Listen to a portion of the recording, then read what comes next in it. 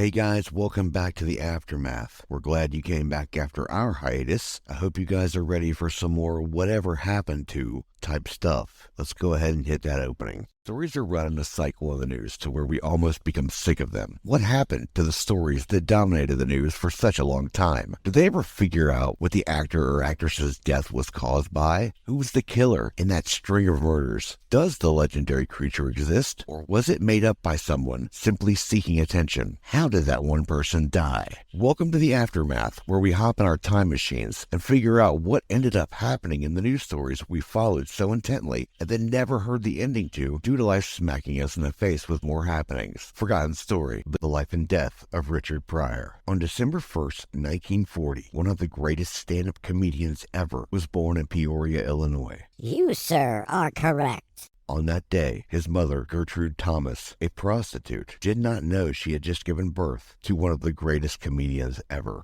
Ugh, I hate you! She didn't know she would also have gave birth to one of the most influential stand-up comedians to ever grace a stage. That, my friend, is more than fucking awesome. New to this world, Richard Pryor didn't even know how his life was about to take him down a road of bizarre comedy. Strap yourself in, bitches.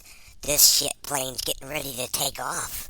And he didn't know that his mother, who brought him into the world just a few moments earlier, would end up deserting him when he was just 10 and would die in 1969. Richard's father, Leroy Parker Jr., a.k.a. Buck Carter, a bartender, boxer, and World War II vet, would die in 1968.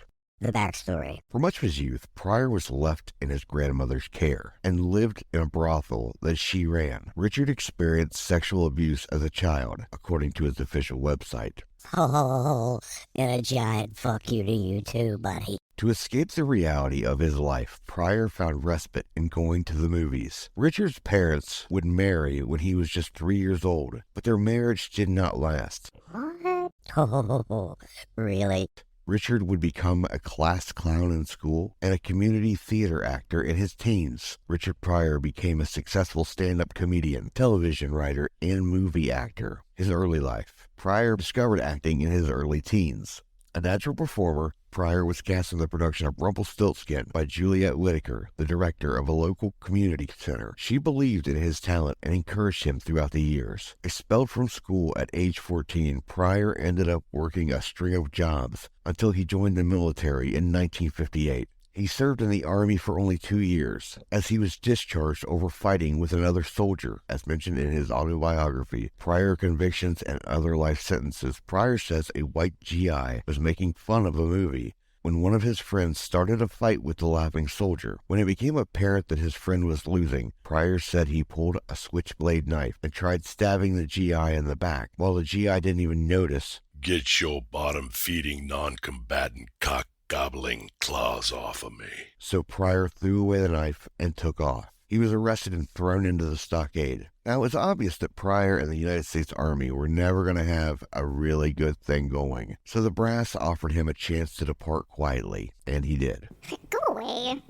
His stand-up comedy. Upon his return home, Pryor married Patricia Price in 1960. The couple had one child together before divorcing. After ending his marriage, Pryor pursued a career as an entertainer. He found work as a stand-up comic throughout the Midwest, playing African-American clubs in cities such as East St. Louis and Pittsburgh. In '63, Pryor moved to New York City. The following year, he made his television debut on the variety show entitled On Broadway Tonight. Guest appearances followed on such programs as The Merv Griffin Show and The Ed Sullivan Show. At the time, his act was modeled after two African-American comedians that he admired, Bill Cosby and Dick Gregory. By the late 1960s, Pryor had landed a few small parts on the big screen, appearing in The Busybody in 1967 and The Wild Streets in 1968. He also released his first self-titled comedy album around this time. Pryor even gave marriage another try. Why? He wed Shelley Bonus in '67. The couple had one child together, a daughter named Elizabeth, before divorcing in 1969.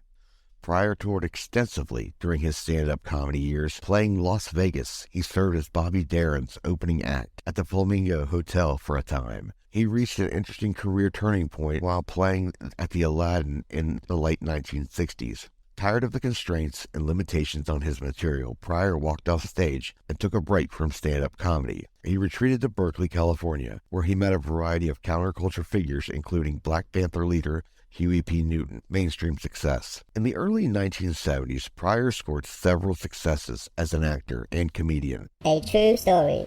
He earned his positive reviews for his supporting roles in Billie Holiday biopic Lady Sings the Blues in 1972, starring Diana Ross. In 1973, he netted the first Emmy Award nomination, Outstanding Writing Achievement in Comedy Variety, for his work on The Lily Tomlin Show. The following year, Pryor took home his first Emmy, Best Writing in a Comedy Variety, for another collaboration with Lily Tomlin, the comedy special Lily in 1973. Pryor also wrote for such shows as The Flip Wilson Show and Sanford and Son, which starred comedian Red Fox. Richard Pryor makes it to the movies. Continuing to thrive professionally, Pryor worked with Mel Brooks on a screenplay for the Western spoof Blazing Saddles in '74. His own work was attracting a lot of attention, despite its X-rated content. His third comedy album sold extremely well and won the Grammy Award for Best Comedy Recording in 1974, a feat he repeated over the next 2 years. Fans of all racial backgrounds were captivated by Pryor's comedy, and if you weren't on board, he gave absolutely zero fucks. Which consisted of situational and character-driven humor and played straightforward jokes. He poked fun at the white establishment and explored the racial divide. In one bit, Pryor described how differently the horror film The Exorcist would have been had it featured an African-American family instead of a white one. By the late 1970s, Pryor had a thriving career as a movie actor. He starred in the box office hit Silver Streak in 1976 with Gene Wilder and Jill Clayburgh. Pryor went on to play the first African-American stock car racing champion in Grease Lightning in 1977 with Beau Bridges and Pam Grier. He and Grier were involved off-screen for a while Pryor married his third wife, Deborah McGuire, in 1977. Dude. They would eventually divorce in '79. Richard had a troubled personal life. Off-screen and on stage, Pryor had a long history of substance abuse problems and stormy relationships. He got into legal trouble in the early 1970s for failing to file tax returns from 1967 to 1970. In 1978, Pryor had another run-in with the law after he shot his estranged wife's car. He was put on probation, fined, and ordered to get psychiatric treatment and make restitution. Pryor's health began to suffer. He endured his first heart attack in 1978. After this health crisis, Pryor started to work on what has been considered by many critics to be his finest performance. The truth exists independently of our ability to understand it. The film, Richard Pryor, live in concert in 1979, garnered a lot of praise and sold out many urban movie theaters. Pryor traveled to Kenya that year, and afterwards he announced he would no longer be using the N-word in his act. Pryor reteamed with Wilder in the popular crime comedy Stir Crazy in 1980, which was directed by Sidney Poitier. The film was a huge hit at the box office, earning more than $100 million. The freebasing incident. What do you say to me right now? However, the actor's drug use was so out of control the following year, in June of 1980, after several days of freebasing cocaine, he lit himself on fire in a suicide attempt. It was initially reported as an accident, but Pryor later admitted in his autobiography that he had done it on purpose in a drug haze. Special thanks to Biography.com, Britannica.com, RichardPryor.com, and Military.com. He was one of the absolute best stand-up comedians we were ever gifted from God. For The Aftermath, I'm your host, Stan Hudson.